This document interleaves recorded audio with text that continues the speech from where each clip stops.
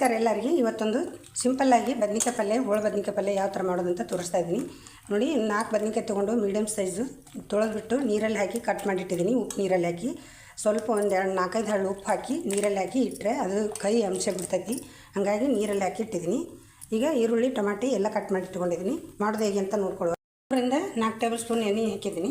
ಕಡಾಯಿ ಬಿಸಿ ಮಾಡಿ gas on ಮಾಡಿಬಿಟ್ಟು ಸಾಸಿವೆ ಜೀರಿಗೆ ಹಾಕೋತಾ ಇದ್ದೀನಿ. ಹಾಗೆ ಅವ್ರು ಚಿಟ್ಬಿಡ್ತಾ ಇದ್ದಂಗೆ ಈರುಳ್ಳಿನ ಹಾಕೋತಾ ಇದ್ದೀನಿ ಕಟ್ ಮಾಡಿಟ್ಟಂಥದ್ದು.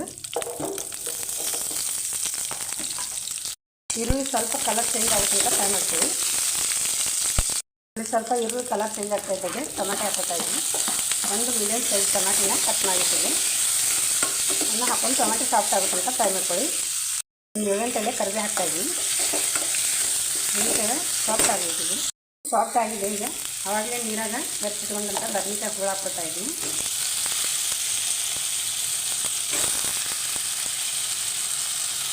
ಚೆನ್ನಾಗಿ ಒಂದ್ಸಲ ಮಿಕ್ಸ್ ಮಾಡಿ ಎಣ್ಣೆಯಲ್ಲಿ ಸ್ವಲ್ಪ ಫ್ರೈ ಮಾಡಬೇಕು. ಅದನ್ನು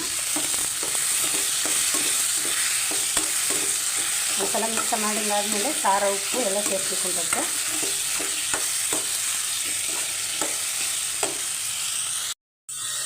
ಈಗ ಅರಿಶಿನ ಪುಡಿ ಸೇರಿಸ್ತಾ ಇದ್ದೀನಿ.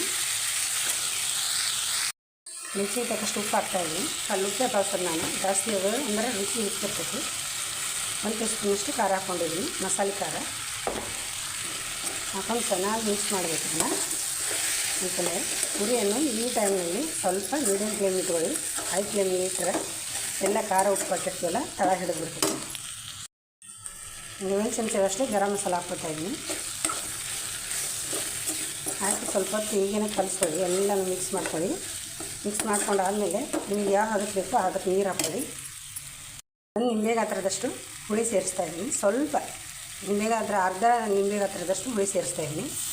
ಹುಳಿ ಹಾಕೋದ್ರಿಂದ ಹೆಚ್ಚಾಗಿ ರುಚಿ ಇರ್ತೈತಿ ಅಡುಗೆ. ಸ್ವಲ್ಪ ಹುಳಿ ಬೆಲ್ಲ ಸೇರಿಸಿದ್ರೆ ಇನ್ನೂ ರುಚಿ ಹೆಚ್ಚಾಗುತ್ತೆ ಅಂತ. ನೀವು ಬೇಡ ಟಮಾಟಿ ಅಷ್ಟೇ ಹಾಕೋಬೋದು. ಒಂದು 4 ಹರಳಷ್ಟು ಬೆಲ್ಲ ಹಾಕ್ತಾಯಿದ್ದೀನಿ. ಸ್ವಲ್ಪ ಹುಳಿ ಇಕ್ಕಿದ್ರಿಂದ ಬೆಲ್ಲ ಹಾಕಲೇಬೇಕು. ಹಾಗೆ ಕಟ್ ಮಾಡಿಟ್ಟಂಥ ಕೊತ್ತಂಬರಿ ಲಾಸ್ಟು. ನೀವು ಲಾಸ್ಟಲ್ಲಿ ಬೇಕಾದ್ರೆ ಶೇಂಗಾ ಪುಡಿ, ಕೊಬ್ಬರಿ ಪುಡಿ ಹುರಿದು ಪುಡಿ ಮಾಡಿಟ್ಟಂಥದ್ದು ಹಾಕ್ಕೊಂಡು ಕಲಿಸ್ಕೊಬೋದು. ಸ್ವಲ್ಪ ನೀರು ಹಾಕ್ತಾಯಿದ್ದೀನಿ. 1 ಲೋಟದಷ್ಟು ನೀರು ಹಾಕಿದ್ದೀನಿ. ಮುಸಳ ಮುಚ್ಚಿ ಒಂದು 2 ನಿಮಿಷ ಕುದಿಸ್ಕೊಂಡ್ರೆ ಸಾಕಾಗ್ತದೆ ನೋಡಿ.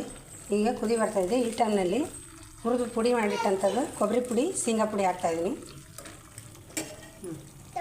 ಶೇಂಗಾ ಪುಡಿ, ಕೊಬ್ಬರಿ ಪುಡಿ, ಶೇಂಗಾ ಪುಡಿ, ಕೊಬ್ಬರಿ ಪುಡಿ ಹಾಕಿದ ಮೇಲೆ ಒಂದ್ಸಲ ಮಿಕ್ಸ್ ಮಾಡ್ಕೊಳ್ಳಿ. ಮಿಕ್ಸ್ ಮಾಡ್ಕೊಂಡು ಒಂದು ಕುದಿ ಬಂದರೆ ಸಾಕು. ಜಾಸ್ತಿ ಕುದಿಸ್ಲಿಕ್ಕಿಲ್ಲ. ಕೊಬ್ಬರಿ ಪುಡಿ, ಶೇಂಗಾ ಪುಡಿ ಹಾಕಿದ ಮೇಲೆ ಇದು ಸೂಪರಾಗಿ ಬಂದಿದೆ ಬದ್ನಿಕಾಯಿ ಪಲ್ಯ ನೋಡಿ. ಮುಸಳ ಮುಚ್ಚಿ 2 ನಿಮಿಷ ಕುದಿಸ್ಕೊಂಡಿದ್ದೀನಿ. ಯಾವ ಥರ ಎಣ್ಣೆ ಬಿಟ್ಕೊಂಡು ಬಂದಿದೆ. ಈ ಥರ ಎಣ್ಣೆ ಬಿಟ್ಕೊಂಡು ಬರೋ ತನಕ ಸ್ವಲ್ಪ ಲೋ ಫ್ಲೇಮ್ ಇಟ್ಟು ಮುಸಳ ಮುಚ್ಚಿ ಕುದಿಸ್ಕೊಂಡ್ಬಿಟ್ರೆ ರೆಡಿ. ಸೂಪರಾದ ಬದ್ನಿಕಾಯಿ ಪಲ್ಯ. ನೀವು ಕೂಡ ಟ್ರೈ ಮಾಡಿ ಹೇಗೆ ಬಂತಂತ ತಿಳಿಸಿ.